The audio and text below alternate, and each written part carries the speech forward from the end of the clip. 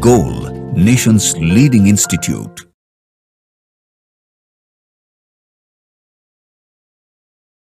Hello students, today we are going to discuss the question of inorganic chemistry of the examination All India Test Series Major Test 4th for the NEET 2024 which was held on 17th March 2024.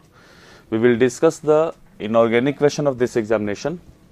Question number पहला जो inorganic का है 52, question number 52, which of the following set has the same bond order. इनमें तीन option दिया है, इसमें किसका बॉन्ड ऑर्डर सभी स्पीसीज का सेम है. तो देखा जाए यहाँ पे N2 O2 2 plus NO plus CN minus. देखिए अगर डाइएटॉमिक मॉलिक्यूल है ना तो नंबर ऑफ इलेक्ट्रॉन जो हम लोग सीखते हैं कि 14 का 3 होता है, 14 से नीचे चले जाइए तो 0.5 घटता चला जाएगा, 14 से ऊपर जाइए फिर भी 0.5 घटता चला जाएगा. तो उसी के साथ हम लोग बना लेंगे. इसमें इलेक्ट्रॉन काउंट कीजिए कितना है 14, 16 2 14, 14 7 6 13 14 14. सबका बॉन्ड ऑर्डर कितना हो जाएगा? All have the bond order 3, all have the bond order 3. तो इसलिए सभी का बॉन्ड ऑर्डर सेम होगा, इसलिए ऑप्शन सही है. नेक्स्ट देखा जाए N2 2 minus O2 NO minus NO2 plus. अब देखो ये डाइएटॉमिक मॉलिक्यूल नहीं है, इसका हम लोग बॉन्ड ऑर्डर इस मेथड से नहीं निकाल सकते हैं. इसका बॉन्ड ऑर्डर स्ट्रक्चर बनाकर उसके तहत निकालेंगे हम लोग. ये MOT से नहीं निकलेगा बॉन्ड ऑर्डर, ये बॉन्ड पैरामीटर से जो बॉन्ड ऑर्डर निकालने का तरीका है उससे हम लोग बनाएंगे. इसका जो बनाने का तरीका है this is from the MOT. इसका जो बनाने का तरीका है हम लोग बॉन्ड पैरामीटर जो बॉन्ड ऑर्डर बॉन्ड लेंथ का है उससे हम लोग VBT वाला जो पार्ट आता है उससे हम लोग बना लेंगे इसको. लेकिन इस तीनों को पहले चेक कर लेते हैं. 14 2 16, नंबर ऑफ इलेक्ट्रॉन 16 8 7 15 1 16. इसको हम लोग काउंट नहीं करेंगे, इसको काउंट करेंगे फिर दिक्कत हो जाएगा. तो सभी का बॉन्ड ऑर्डर कितना हो जाएगा 2. कितना बॉन्ड ऑर्डर हो जाएगा सबका 2 हो जाएगा. इसका स्ट्रक्चर बनाएंगे N डबल बॉन्ड हो प्लस चार्ज. कोई रेजोनेंस वगैरह है नहीं. Bond order is equal to 1 plus pi upon sigma bond. 1 plus pi भी 2 है, सिग्मा भी 2 है, 2 आ जाएगा. ये ट्रिक है इसे, इसके तहत हम लोग काम कर लेंगे. तो इसका भी बॉन्ड ऑर्डर कितना हो जाएगा 2. तो इसमें भी सभी का बॉन्ड ऑर्डर 2 आ रहा है, इसमें सभी का बॉन्ड ऑर्डर 3 आ रहा है, तो ये भी ऑप्शन जाएगा. तीसरा चेक करते हैं हम लोग, थर्ड वाला चेक करते हैं.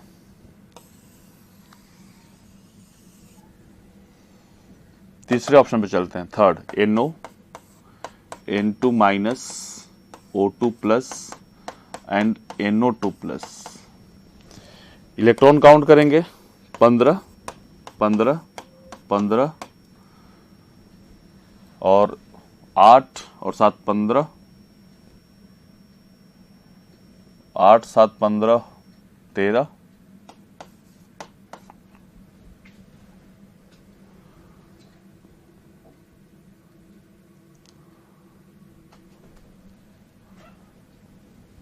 बॉन्ड ऑर्डर निकालेंगे 2.5 2.5 2.5 2.5. 14 का 3 होता है, 15 का 2.5 हो जाएगा. 15 से लेकर 20 तक जाएंगे तो 0.5 घटते चला जाएगा. 13 का कितना होगा 2.5 होगा. 13 से लेकर आगे चलते जाएंगे 9 तक, इसी तरह से 8 जाएंगे 0 हो जाएगा. तो 13 का भी बॉन्ड ऑर्डर 2.5 होता है, 15 का भी बॉन्ड ऑर्डर 2.5 होता है. 13 का भी बॉन्ड ऑर्डर 2.5, 15 का भी बॉन्ड ऑर्डर 2.5. इसलिए इन सभी स्पीशीज का बॉन्ड ऑर्डर 2.5 होगा, इसलिए ये भी ऑप्शन सही है. और इसी वजह से क्वेश्चन नंबर 152 का सही ऑप्शन जाएगा option number 4th. This is the correct option. All are correct. All species, इसमें तीनों सेट के पास सभी स्पीशीज के पास बॉन्ड ऑर्डर सेम है, इसलिए 152 का सही ऑप्शन होगा ऑप्शन नंबर 4th. नेक्स्ट पे मूव करते हैं, अगले क्वेश्चन पे चलते हैं हम लोग. अगला क्वेश्चन है question number 55. Which one of the following order is not in accordance with the properties stated against it? Fluorine, chlorine, bromine और आयोडीन में जब डाउन द ग्रुप जाते हैं साइज बढ़ता है, इलेक्ट्रोनिगेटिविटी घटता है. सही ऑर्डर है. बॉन्ड F2Cl2 ना गलत है ऑर्डर. बॉन्ड डिसोसिएशन एनर्जी का बात करेंगे तो सबसे ज्यादा Cl2 का होता है, फिर Br2 का होता है, फिर F2 का होता है और फिर I2 का होता है। This is the order of bond dissociation energy. इसका रीजन क्या है? क्योंकि F और F के बीच में जो रिपल्सन है वो ज्यादा होता है, साइज छोटा है, सेकेंड शेल में इलेक्ट्रॉन है, ये इलेक्ट्रॉन है सेकेंड शेल में, सेकेंड शेल में इलेक्ट्रॉन रहने की वजह से साइज छोटा है, रिपल्सन बहुत ज्यादा होता है। रिपल्सन ज्यादा होने से इसकी बॉन्ड एनर्जी घट जाती है, बॉन्ड स्ट्रेंथ, बॉन्ड एक्सपेंड ज्यादा हो जाता है, बॉन्ड एक्सपेंड होने से इसका डिसोसिएशन एनर्जी बहुत कम हो जाता है। तो इसका आयोडीन से थोड़ा सा ज्यादा होता है, नहीं तो फ्लोरीन और आयोडीन में बॉन्ड डिसोसिएशन एनर्जी का बहुत ज्यादा डिफरेंस नहीं है, लेकिन आयोडीन से थोड़ा ज्यादा होता है फ्लोरीन का। सबसे ज्यादा क्लोरीन का, then bromine, then iodine, fluorine, then iodine. तो इसलिए ये ऑर्डर गलत है, ये सही ऑर्डर नहीं है। नेक्स्ट है F2Cl2 Br2 ऑक्सीडाइजिंग पावर बिल्कुल सही है, F2 का सबसे ज्यादा होता है, F2 को F माइनस बनने की टेंडेंसी सबसे ज्यादा होती है, उसके बाद Cl2 को Cl माइनस बनने की, उसके बाद Br2 को Br माइनस बनने की, और सबसे खराब होती है I2 को I माइनस बनने के लिए। इधर से इधर जाएंगे जब, तो rate of reaction in the terms of oxidising agent decrease होगा। रिडक्शन करने की टेंडेंसी सबसे ज्यादा F माइनस F को है, और उल्टा जब बात करेंगे I माइनस से I2 बनने की टेंडेंसी सबसे ज्यादा होती है, और F माइनस से F2। F फ्लोरीन हमेशा F माइनस के फॉर्म में रहना चाहता है, और आयोडीन हमेशा I2 के फॉर्म में रहना चाहता है, और I माइनस के फॉर्म में नहीं रहना चाहता है। तो डाउन, इसमें अगर बात करें डाउन द ग्रुप जाएंगे तो इसकी ऑक्सीडाइजिंग नेचर डिक्रीज होगी। अगर उल्टा बात करेंगे रिएक्शन को I माइनस से I2 बनने की, तो फिर इसकी मैक्सिमम होती है, इसकी मिनिमम होती है। अगर इसका पूरा डिटेल क्यों ऐसा होता है, तो इसमें 3 फैक्टर काम करता है। F2 से F माइनस बनने के लिए एक बॉन्ड डिसोसिएशन एनर्जी काम करता है, एक इसका इलेक्ट्रॉन गेन एंथैल्पी काम करता है, और एक हाइड्रेशन एनर्जी काम करता है। ये तीनों मिलकर फ्लोरीन को सबसे अच्छा ऑक्सीडाइजिंग एजेंट बनाते हैं, और आयोडीन का सबसे पुअर ऑक्सीडाइजिंग एजेंट बनाते हैं। तो ऑक्सीडाइजिंग नेचर डिक्रीज करता है, बिल्कुल सही है। HI, HBr, HCl और HF एसिडिक नेचर बिल्कुल सही है। डाउन द ग्रुप जाते हैं तो बॉन्ड डिसोसिएशन एनर्जी घटता है, इजिली H प्लस देगा, और इसलिए इसका एसिडिक स्ट्रेंथ बढ़ता है। दूसरी बात होती है कि HF, HCl, HBr और HI, H प्लस निकलने के बाद जो कंजुगेट एनायन बनते हैं वो स्टेबल ज्यादा होते हैं, क्योंकि इनकी साइज बड़ी होती है। ग्रुप में साइज देखा जाता है, पीरियड में इलेक्ट्रोनिगेटिविटी देखा जाता है। For the acidic strength of hydride, अगर हाइड्राइड का बात करें तो डाउन द ग्रुप जाएंगे तो एक तो बॉन्ड डिसोसिएशन एनर्जी घट रहा है, HI का बॉन्ड बड़ा है, जल्दी टूट जाता है, तो H प्लस इजिली दे देगा, इस वजह से भी एसिडिकेशन ज्यादा है। और दूसरा इसका है कि H प्लस रिलीज करने के बाद जो कंजुगेट एनायन बनता है, इट इज स्टेबल। ग्रुप में हम लोग साइज देखते हैं, I माइनस साइज बड़ा हो गया, उसका डिलोकलाइजेशन थोड़ा ज्यादा हो जाएगा, बड़े इलाका में वो मूव कर सकता है, तो इलेक्ट्रॉन डेंसिटी घटेगी, स्टेबिलिटी बढ़ जाएगी उसकी। तो जितना स्टेबल कंजुगेट एनायन होता है उतना ज्यादा उसका एसिडिक स्ट्रेंथ होता है, इसलिए HI सबसे स्ट्रॉन्ग होगा और HF सबसे पुअर होगा। तो ये भी ऑर्डर सही है। क्वेश्चन पूछ रहा है कौन मेरा एक ऑर्डर इनकरेक्ट ऑर्डर है, जो कि सही नहीं है, तो सही कौन नहीं है? सेकंड। तो इसीलिए 152 का सही ऑप्शन होगा option number second. Next move करते हैं, अगले क्वेश्चन पे चलते हैं। अगला क्वेश्चन है 158, question number 158। Which of the following has regular tetrahedral shape?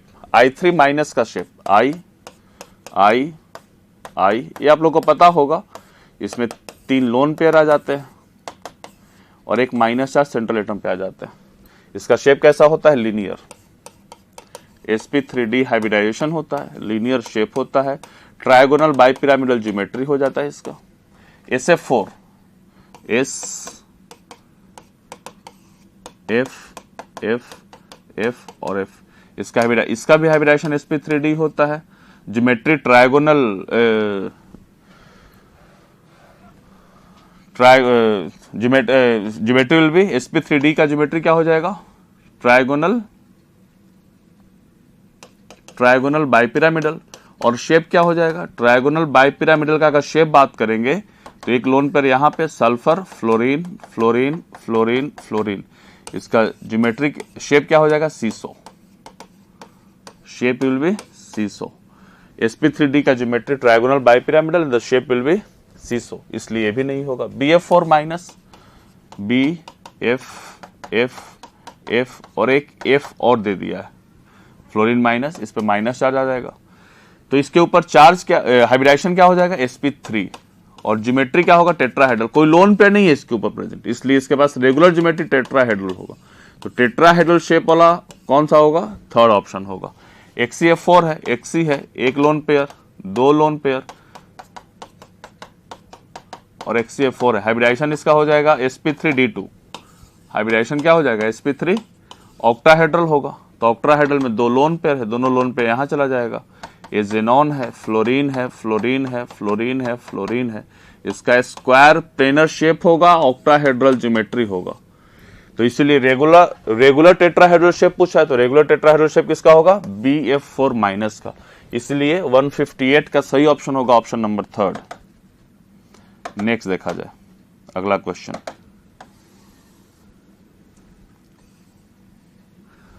Question number 161, match the column 1 with column 2। Column 1 में प्रॉपर्टी कुछ गिवन है, कॉलम 2 में इसका मेटल का नाम गिवन है।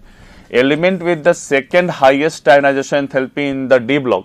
तो डी ब्लॉक में सेकेंड हाईएस्ट आयनाइजेशन एनर्जी होती है कॉपर की,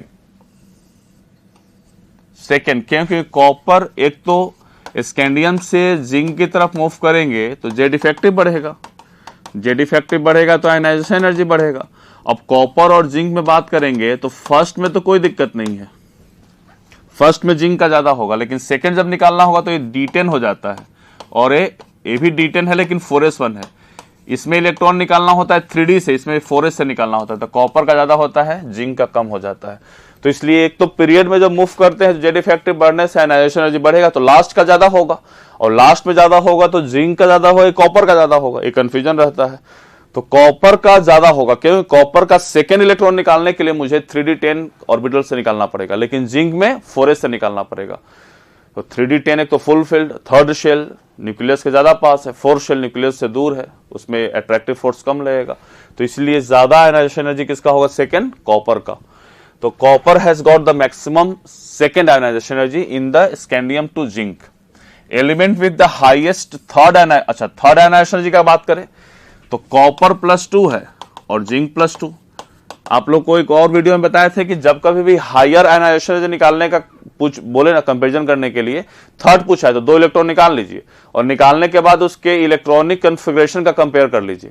इलेक्ट्रॉनिक कन्फिगरेशन कंपेयर करके आप आसानी से उसके ऑर्डर को निकाल सकते हैं। ये थर्ड पूछा है, हमने 2 इलेक्ट्रॉन निकाल लिया, 2 इलेक्ट्रॉन निकालने के बाद इसमें अब इलेक्ट्रॉनिक कन्फिगरेशन का कंपेरिजन कर लेंगे। इसका इलेक्ट्रॉनिक कन्फिगरेशन क्या हो जाएगा, 4s0 3d9, और इसका हो जाएगा 4s0 3d10। आपको साफ साफ दिख जाएगा किसका आयनाइजेशन एनर्जी ज्यादा होगा। 3d10 से इलेक्ट्रॉन निकालना मुश्किल होगा, फुलफिल ऑर्बिटल है, स्टेबल है। 3d9 से आसानी होगा। तो इसलिए थर्ड आयनाइजेशन एनर्जी किसकी ज्यादा हो जाएगी, जिंक की ज्यादा हो जाएगी। तो थर्ड आयनाइजेशन एनर्जी मैक्सिमम किसका होगा, जिंक का। MO6 बनाता है, चलिए तो कोई डाटा नहीं है, लेकिन इसका सबसे अच्छा होगा chromium.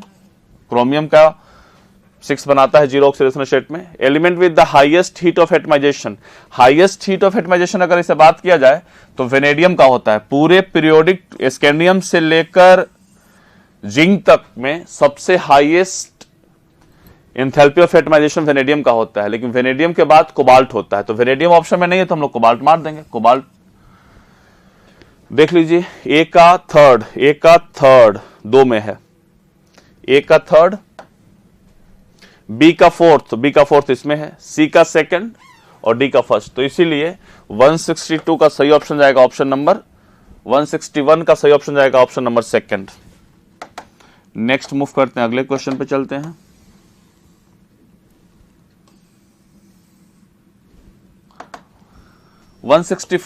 Which of the following is amphoteric. Mn2O7 acidic है, मैग्नीज का +7 ऑक्सीडेशन स्टेट एसिडिक, +6 ये भी एसिडिक होता है। Cr2 क्रोमियम का +3 एम्फोटेरिक होता है, +2 बेसिक होता है। V2O5 प्लस वेनेडियम का +5 एम्फोटेरिक होता है। वेनेडियम का +4 ये भी एम्फोटेरिक होता है, लेकिन इसमें बेसिक कैरेक्टर डोमिनेट करता है। तो अगर इसको ऑप्शन में दिया है तो ठीक है, नहीं दिया है तो कोई बात नहीं, इसको नेग्लेक्ट भी कर सकते हैं हम लोग। तो क्या पूछा एम्फोटेरिक, तो एम्फोटेरिक में एक Cr2O3 है, V2O5 है, Cr2O3 V2O5 इसमें है। Mn2O7 तो है ही नहीं, ये गलत है, ये भी नहीं है, तो दोनों एसिडिक है। V2O5 CrO तो है ही नहीं, ये तो बिल्कुल बेसिक है, गलत है। V2O5 V2O4 V2O4 अगर एक ऑप्शन में, इससे बेटर ऑप्शन हमारा V2O5 और Cr2O3 है। Cr2O3 कंप्लीट एम्फोटेरिक है, इसमें तो बेसिक कैरेक्टर डोमिनेटिंग करता है। V2O4 में बेसिक कैरेक्टर मोर, एसिडिक कैरेक्टर बहुत कम होता है, नेग्लिजिबल होता है, इसलिए इसको हम लोग नेग्लेक्ट कर देंगे। तो इससे ज्यादा बेटर ऑप्शन मेरा फर्स्ट होगा, इसलिए 164 को हम लोग ऑप्शन नंबर फर्स्ट के साथ जाएंगे। V2O5 Cr2O3 जो कि कंप्लीटली एम्फोटेरिक नेचर शो करते हैं। नेक्स्ट आ जाए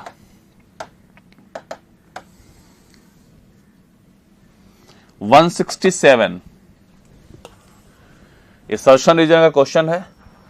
COF63 minus is paramagnetic, CO3 plus होगा इसमें, 4S0 3D6,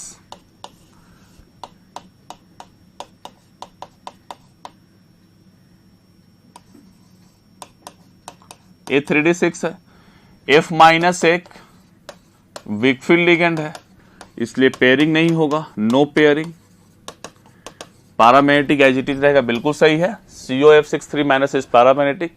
CO3 plus as 3D6 outer electronic configuration, बिल्कुल सही है। The unpaired electron do not pair up because of the weak field property of F minus, बिल्कुल सही है।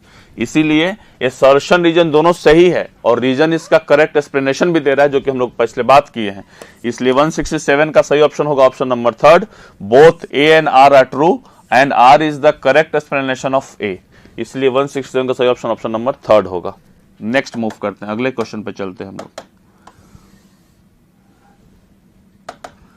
170, the oxo anion which contains all equivalent MO bond, metal और O के बीच में सभी का इक्विवेलेंट बॉन्ड हो, Cr डबल बॉन्ड हो, डबल बॉन्ड हो, O माइनस, ये नहीं है, O माइनस, इसमें रेजोनेंस करता है और रेजोनेंस करने से सारे में इक्विवेलेंट बॉन्ड आ जाते हैं, सभी का बॉन्ड डिस्टेंस बिल्कुल सेम होगा, ये सही है। MnO4 minus, Mn double bond हो, डबल बॉन्ड हो, डबल बॉन्ड हो, O माइनस, इसमें भी रेजोनेंस करेगा, किसी के साथ भी रेजोनेंस कर सकता है और इसलिए भी इक्विवेलेंट बॉन्ड शो करता है।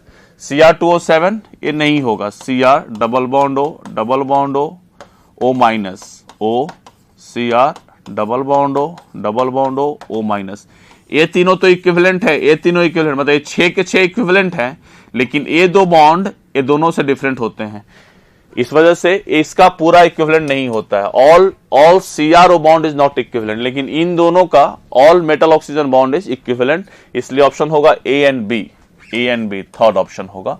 170 का सही ऑप्शन होगा ऑप्शन नंबर थर्ड। नेक्स्ट देखा जाए, अगला क्वेश्चन पे चलते हैं।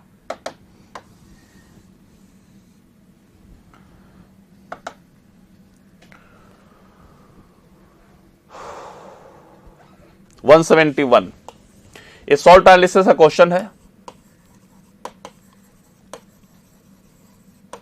ये सॉल्ट एनालिसिस का क्वेश्चन है। केटायन का पूरा ग्रुप वाइज मैंने लास्ट जो वीडियो बनाया था उसमें पूरा आप लोग को बताया था कि ये ग्रुप है, एक cation group one, group two में A और B, फिर इसका ग्रुप कौन कौन केटायन आते हैं उसको बताया था, उसके बाद इसमें कौन कौन सा रिएजेंट होते हैं, ग्रुप रिएजेंट क्या होता है उसको बताया था, उसको याद करने के लिए ट्रिक भी बताया था। तो एक पिछला वीडियो मेरा देख लीजिएगा, उसमें मैं सारा इसके बारे में डिस्कस कर चुका हूं कि कौन से केटायन कौन से ग्रुप के होते हैं और उस ग्रुप का रिएजेंट क्या है, कौन से रिएजेंट हो कौन पीपीटी बना पाएंगे कौन पीपीटी नहीं बना पाएंगे। तो इसमें एल्युमिनियम +3 है, फेको करारे आलू वाले ग्रुप का आता है, फेको करारे आलू वाला ग्रुप को है, और एक ग्रुप नंबर थर्ड में आता है, एक ग्रुप नंबर थर्ड में आता है। जिंक +2 मन को जाना नहीं, मन को जाना नहीं या मन को नहीं जाना, ये फोर्थ ग्रुप में आता है। बैरियम +2 भारत सरकार, ये फिफ्थ ग्रुप में आता है। और Pb+2 ये ग्रुप 1 में भी एग्जिस्ट करता है एंड ग्रुप 2 में भी एग्जिस्ट करता है, दोनों में एग्जिस्ट करता है, ग्रुप 1 में भी एग्जिस्ट करता है और ग्रुप 2 में भी एग्जिस्ट करता है, दोनों में एग्जिस्ट करता है। ठीक है, इसलिए देखा जाए कौन सा ऑप्शन सही है।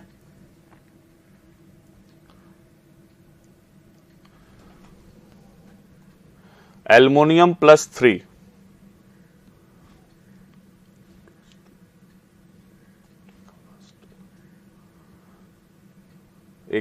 मिनट। फेको करारे आलू, aluminium +3 third group, aluminium +3 third group. तो ए का कौन सा ऑप्शन चला जाएगा? फोर्थ। यहां पे मैं लिखता हूं ए का फोर्थ। जिंक +2 मन को जाना नहीं, फोर्थ ग्रुप में है तो इसका थर्ड चला जाएगा। बेरियम +2 भारत सरकार फिफ्थ ग्रुप का है, फिफ्थ ग्रुप सेकंड चला जाएगा ऑप्शन। और ये पीबी +2 ग्रुप नंबर 1 में, ग्रुप नंबर 2 दोनों में है, तो यहां पे सेकंड दे रहा है तो फर्स्ट ले लेंगे। देख लो कौन सा ऑप्शन है। ए का फोर्थ ये दोनों में है, बी का थर्ड, सी का सेकंड, डी का फर्स्ट। इसलिए 171 का सही ऑप्शन होगा option number fourth. Salt analysis का अच्छा क्वेश्चन में आता है। सॉल्ट एनालिसिस इस बार सिलेबस में नया ऐड किया है आप लोगों को, हो सकता है इसे 2-3 क्वेश्चन पूछ दे, तो इसलिए ध्यान से इसको पढ़ना है। लास्ट लेक्चर में मैंने इसको सारा ग्रुप बताया था, याद करने का ट्रिक भी बताया था, उसको एक बार देखकर उसको गो थ्रू हो लीजिएगा एक बार। चलिए नेक्स्ट क्वेश्चन पे हम लोग चलते हैं, अगले क्वेश्चन पे। 173 विच of the following compounds shows optical isomerism? Optical isomerism, cis isomer CO, Cl, N, H3, H3।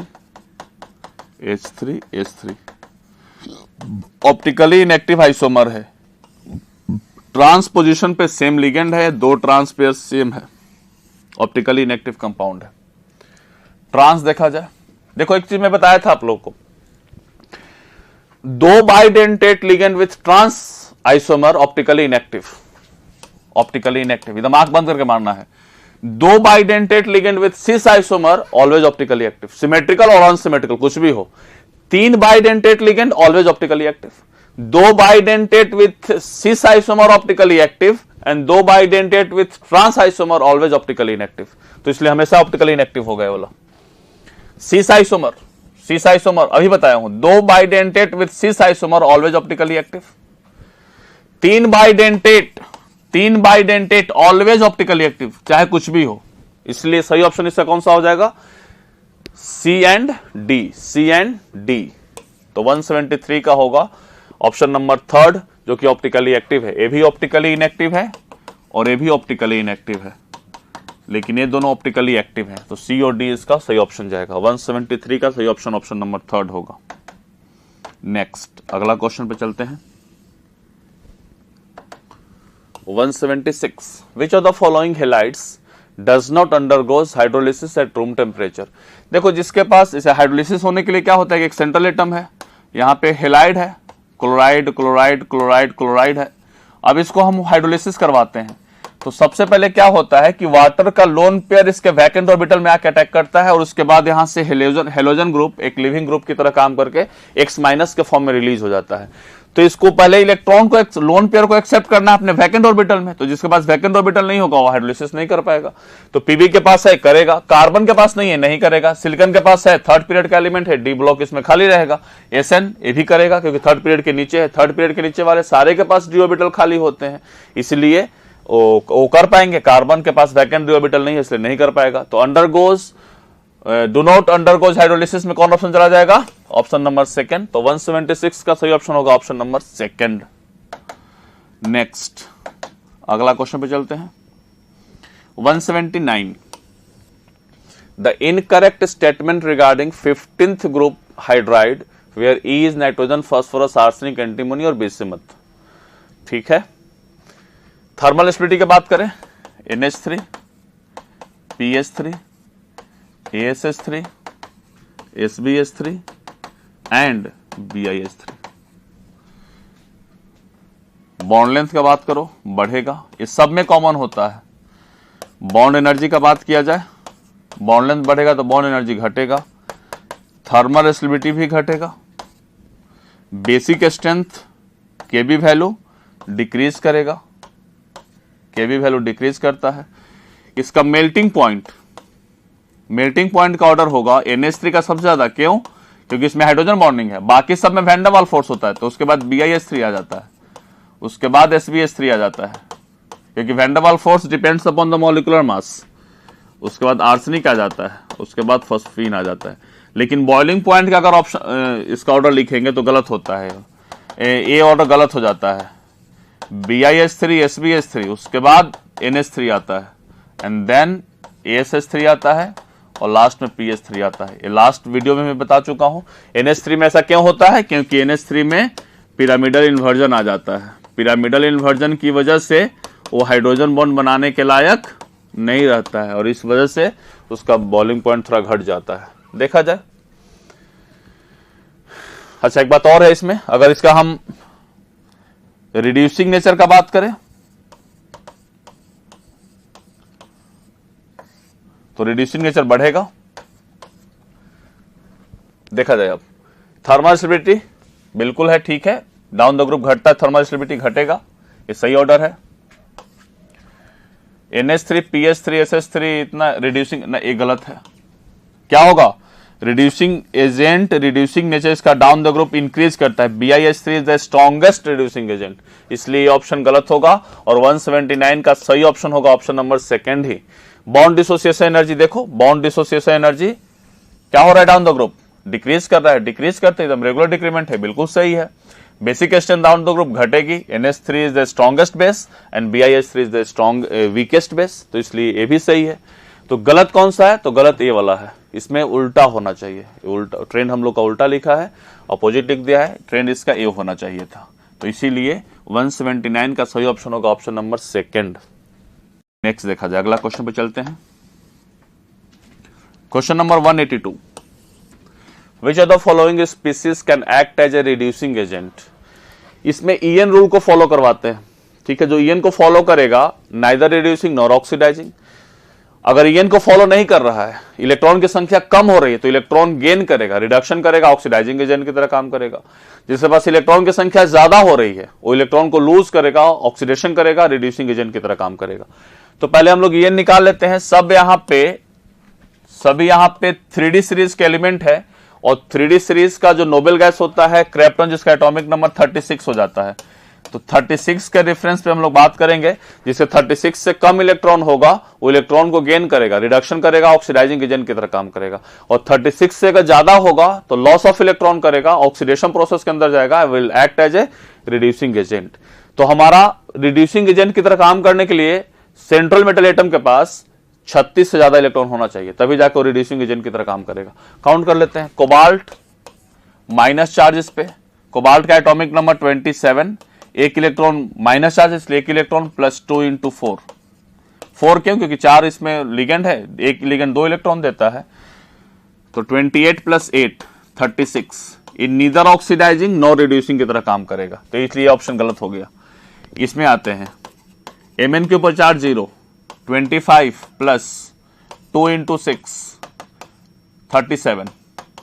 देखो 36 पाने के लिए क्या करेगा? एक इलेक्ट्रॉन को लूज करेगा, और जब लूज करेगा तो ऑक्सीडेशन होगा, और will act as a reducing agent. तो यही ऑप्शन सही है, रिड्यूसिंग एजेंट की तरह काम करेगा। MnCO6 will act as a reducing agent, क्योंकि इसका EN वैल्यू 37 आ रहा है। 36 पाने के लिए इलेक्ट्रॉन को लॉस करेगा, electron loss, oxidation, will act as a reducing agent. इसमें देख लेते हैं, Mn का 25 + 2 × 5, 5 ही है ना इसमें, 25 + 10 35। ये कैसा काम करेगा? एक इलेक्ट्रॉन गेन करेगा, 36 बनेगा, और क्या हो जाएगा? Gain of electron reduction. एक ऐसा काम करेगा ऑक्सीडाइजिंग एजेंट की तरह। उस तरह से इसका भी निकाल लेंगे। क्रोमियम का 0 चार्ज है, 24 + 2 × 6 24 + 12 36।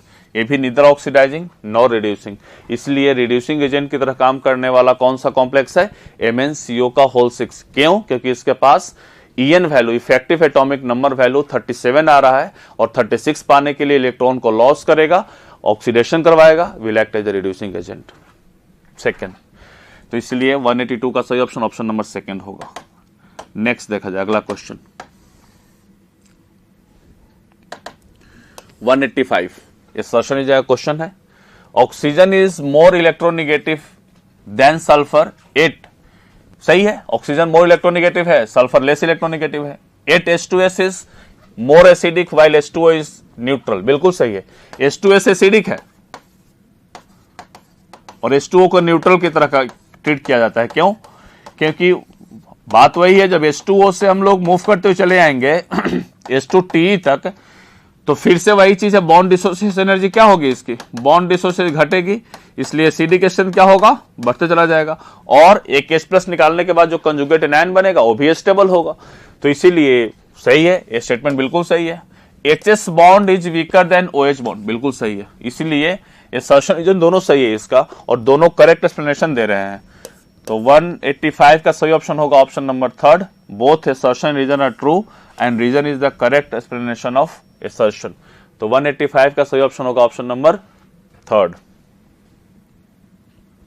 नेक्स्ट मूव करते हैं, अगले क्वेश्चन पे चलते हैं।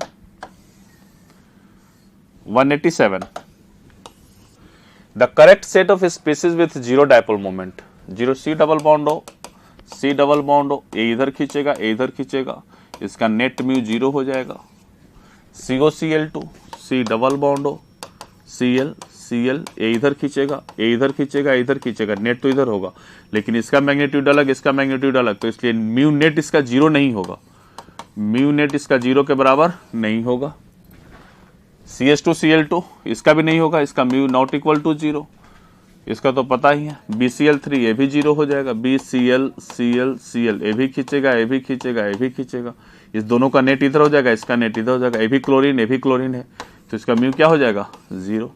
तो इसलिए सही ऑप्शन होगा option number A and D first. 187 का सही ऑप्शन जाएगा ऑप्शन नंबर फर्स्ट, A और D has got the mu 0, A and D has got the mu 0, इसका भी म्यू नॉन 0, इसका भी म्यू नॉन 0। तो 187 का सही ऑप्शन होगा ऑप्शन नंबर फर्स्ट। नेक्स्ट अगला question 190 which of the following order regarding ionisation energy is correct, nitrogen, oxygen, fluorine. कुछ नहीं दिया है तो हम लोग फर्स्ट आयोनाइजेशन एनर्जी का ही बात करेंगे, I1 का बात करेंगे। तो नाइट्रोजन ऑक्सीजन में नाइट्रोजन का ज्यादा होगा क्योंकि इसके पास P3 है, इसके पास P4 है, इसके पास P5 है, इसमें इसका ज्यादा हो जाएगा। तो देख लीजिए, इसमें तो मुझे इसी फॉर्मेट में दिया ही है, 3rd ऑप्शन होगा।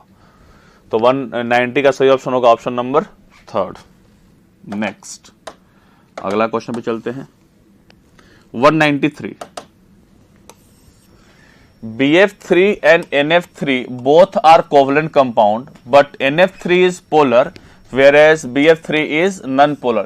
एक तो इसमें शेप अलग अलग है दोनों का, NF3 टेट्राहेड्रल का है, नॉन प्लेनर है और ये प्लेनर है। तो इस तीनों को मिलकर इधर ये इधर खींचेगा, इधर खींचेगा, इधर खींचेगा, तो इसका नेट डायपोल मोमेंट इधर होगा, इसका इधर होगा, लेकिन ये लोन पेयर के द्वारा है, बॉन्ड पेयर के द्वारा है, तो इसके म्यू 0 कभी नहीं होगा, इसलिए पोलर है। टेट्राहेड्रल शेप इसका होता है, नॉन प्लेनर शेप है इसका, नॉन प्लेनर है। लेकिन BF3 में क्या है कि एक प्लेनर शेप है, कोई लोन पेयर नहीं है इसके ऊपर, ए इधर खींचेगा, इधर खींचेगा, नेट इसका इधर हो जाएगा, ए इसका इधर हो जाएगा, इसलिए इसका म्यू क्या हो जाएगा 0। तो ए तो नॉन पोलर हो गया, लेकिन ये क्या हो गया, पोलर हो गया। ठीक है, this is because nitrogen atom is smaller than boron, ये रीजन नहीं है। NF bond is more polar than BF bond, ना तो पोलरिटी तो खैर NF का कम है, BF का ज्यादा है। अगर बॉन्ड पोलरिटी का बात करेंगे तो इलेक्ट्रोनेगेटिविटी का डिफरेंस ज्यादा होगा, पोलरिटी ज्यादा होगा, तो BF का डिफरेंस ज्यादा, इसलिए BF should be more polar, NF should be less polar, ये तो इसलिए गलत है। NF3 is pyramidal whereas BF3 is trigonal planar, यही सही ऑप्शन है। इसके शेप की वजह से ही, इसके शेप की वजह से ही, इसमें लोन पेयर और शेप की वजह से ही इसका पोलरिटी इसमें डेवलप होता है, इसमें नॉन पोलर होता है। ठीक है, अगर बाय द वे इसका शेप, इसका भी शेप पिरामिडल हो जाता तो फिर ये भी नहीं कर पाता, फिर भी प्लेनर म्यू इसका नॉन 0 के बराबर हो जाता, लेकिन ट्रायगोनल प्लेनर शेप है, इस वजह से इसका ऐसा ओरिएंटेशन आ गया है कि इसका म्यू 0 आ जा रहा है। बॉन्ड पोलरिटी तो है ना, लेकिन फिर भी इसका म्यू 0 आ रहा है, क्यों? क्योंकि इसका शेप ऐसा आ गया है कि नेट डायपोल मोमेंट 0 लाके खड़ा कर दे रहा है, तो शेप ही इसका रोल प्ले कर रहा है। तो 193 का सही ऑप्शन होगा option number 3rd। Next move किया जाए, अगले क्वेश्चन पे चलते हैं। 196 the species with maximum number of d pi p pi bond. Structure पहले बना लेते हैं, एक सी डबल बॉन्ड हो, डबल बॉन्ड हो, डबल बॉन्ड हो, एक लोन पेयर, एक सी डबल बॉन्ड हो, एफ एफ एफ एफ और एक लोन पेयर, एक सी डबल बॉन्ड हो, डबल बॉन्ड हो, एफ एफ एक लोन पेयर, एक C, double bond O, double bond O, O minus, O minus, O minus, O minus. इसका hybridisation क्या हो जाएगा? sp3। जब sp3 होगा तो इस जेनॉन का तीनों p इन्वॉल्व हो चुका है, क्योंकि हाइब्रिड ऑर्बिटल में या तो लोन पेयर रहेगा या फिर बॉन्ड पेयर रहेगा। हाइब्रिड ऑर्बिटल में कभी पाई बॉन्ड नहीं बन सकता। Hybrid orbital do not take part in pi bond formation. Pi bond formed by the pure atomic orbitals overlapping. तो इसलिए sp3 3p हैं और तीनों p हाइब्रिड ऑर्बिटल में हाइब्रिडाइजेशन में चला गया है, या तो लोन पेयर रखेगा या फिर बॉन्ड पेयर रखेगा। पाई बॉन्ड तो रख नहीं सकता है। तो इसका जो भी पाई बॉन्ड होगा वो कैसे बनेगा? ऑक्सीजन के डी पाई पी पाई से ओवरलैपिंग करके। ये भी D pi p pi bond होगा, ये भी D pi p pi bond होगा। तो इसमें कितना D pi p pi bond? 3। D pi p pi bond कितना? 3। इसमें तो कुछ देखने की जरूरत ही नहीं है, इसमें तो पाई बॉन्ड एक ही है ही, तो 3 से तो कम ही होगा, तो इसलिए छोड़ दीजिए इसको। इसमें 2 ही है तो इसमें भी कम होगा, इसमें भी 2 ही है तो इसमें भी कम होगा, इसमें देखने की जरूरत ही नहीं है। और इसमें 3 है, तीनों के तीनों डी पाई बॉन्ड है, D pi p pi bond है। तो फिर बाकी सब में तो 2 पाई बॉन्ड है, मैक्सिमम 2 ही है, इसमें एक ही है। तो फिर देखना क्या है इसमें? सही ऑप्शन क्या जाएगा? Option number first. तो 196 का सही ऑप्शन होगा ऑप्शन नंबर फर्स्ट। और ऐसे D pi p pi bond देखने के लिए हाइब्रिडाइजेशन चेक कर लीजिए। किसी का sp3 हाइब्रिडाइजेशन आ जाता है तो उसमें सारे pi bond D pi p पाई होंगे। अगर sp2 आता है तो एक उसमें पी पाई पी पाई बॉन्ड आ सकता है। अगर sp आता है तो उसमें 2 पी पाई पी पाई बॉन्ड हो सकता है। ठीक है, ये इसका तरीका होता है चेक करने के लिए d pi p pi bond. तो 196 का सही ऑप्शन होगा ऑप्शन नंबर फर्स्ट। नेक्स्ट अगला क्वेश्चन देखते हैं। Question number 200। Cyclotrimetaphosphoric acid. Cyclotrimetaphosphoric acid का पहले स्ट्रक्चर देखिए। See double bond O, OH, O, P double bond O, OH, O, P double bond O, OH, और एक यहां से जो बॉन्ड आता है O, ये वाला साइक्लाइज कर जाता है। This is the structure of cyclometa phosphoric acid, cyclotrimeta phosphoric acid. मतलब 3 H3PO3 H3PO4 को कंबाइन करके वाटर रिलीज करते जाइए, आपको स्ट्रक्चर बनते चला जाएगा। तो इसमें सिग्मा बॉन्ड काउंट करना है। 1 2 3 4 5 6 7 8 9 10 11 12 13 14 15। कितना पाई बॉन्ड है? 15। सॉरी, सिग्मा बॉन्ड कितना? 15। पाई बॉन्ड कितना? 3। तो इसमें सही ऑप्शन होगा option number second. It has got the 15 sigma bonds. 15 sigma bonds. इसका स्ट्रक्चर बनाने के लिए 3 फॉस्फोरिक एसिड को लेकर और वाटर रिलीज करते चले जाइए। 3 फॉस्फोरिक एसिड को लीजिए और वाटर रिलीज कीजिए, आपको साइक्लोट्राइमेटाफॉस्फोरिक एसिड बन जाएगा। एक यहां से निकालिए, एक यहां से निकालिए और एक इस लास्ट में से निकाल लीजिए। यहां से H, वहां से OH। ये साइक्लाइज कर जाएगा, साइक्लिक रिंग का फॉर्मेशन कर लेगा।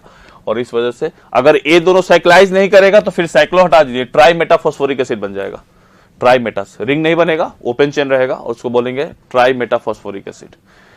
तो इसीलिए 200 का सही ऑप्शन होगा option number second. This is all about your inorganic question. Thank you everyone. Thank you so much.